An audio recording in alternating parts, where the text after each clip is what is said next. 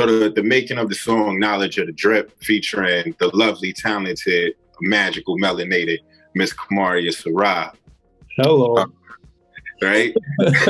So it was back in Chuck's old spot in Harlem on 135th, right?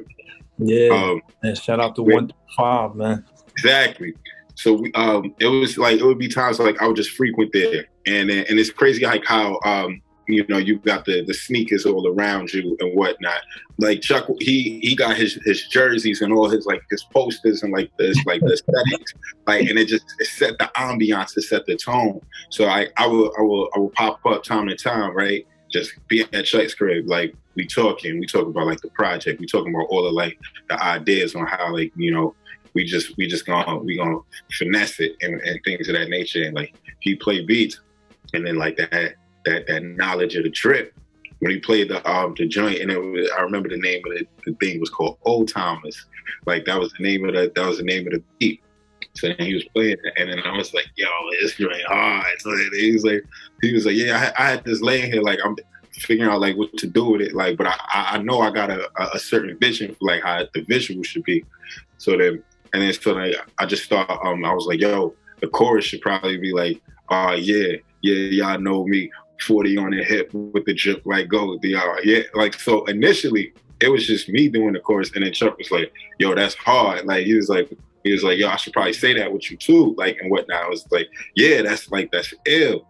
And then so we go to we laid a joint down at the to the King Queen Studios that we used to do be at in Bushwick. Shout out to the homie Donnie and the King Queen team.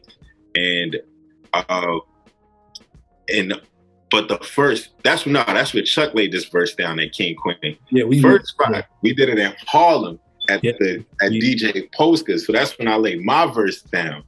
I laid my verse down, and Kamaria came through, and she was just chilling because like she used, like, we just always like, that's the homie. So like every session, it's just people pulling up, vibing, like who are artistic themselves and just want to just be in the art. So she was just chilling, like just doing her thing, and then Polska was like, you should probably have her.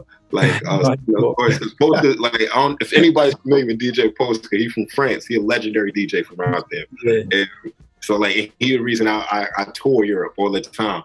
So then he said that, and then Kamaria was like, okay, I'm with it. Like, and then she did it, and then she just, you know, she finagled the bagel. Like, she situated the situation and turned it to a lituation. And then when we took it down to Bushwick, like, Chuck came with his verse. It was like, yo, that record bounced, bro. It went from Harlem to Brooklyn. and then Chuck, you can hit him with the video. Yeah, man. As far as the video, I remember, you know, seeing videos like G thing, you know what I'm saying, and Summertime, you know, with the volleyball and all. My father used to do picnics back in the day. He used to throw for his birthday parties, you know, so that was something that, you know, as me getting older, my birthday's in January, but you know, in the summertime, I'm like, you know, I wanted to have a reason to do the same thing, you know, just as, you know, me getting older, trying to recreate, really just doing what my dad used to do, you know. So originally the idea was to do it on Long Island. We were gonna go to Long Island and shoot it.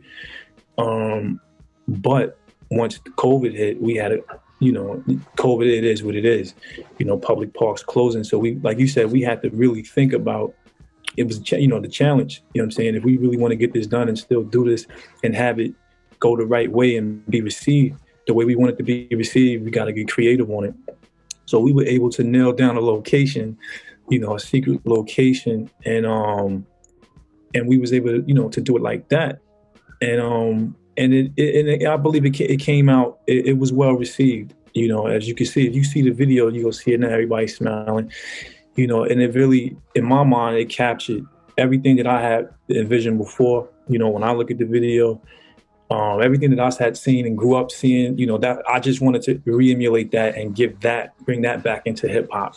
You understand what I'm saying? Because, you know, I'm not one of those guys that would sit back and complain you know, well, why guys not doing this, or why guys aren't doing that, why artists aren't, you know, rapping about this now and rapping, you know, I just roll up my sleeves and get my hands dirty, or you know, and let's do it ourselves. You understand what I'm saying? So that's pretty much how the video, you know, came about. You know, going back to the verse, I actually wasn't even, you know, I didn't want to really do it, to be honest with you. And so I think it was Jay Ronan who, when we finally sat back and had all of the songs, he said, we're going to need you on a few more verses, you know, we would like to have you.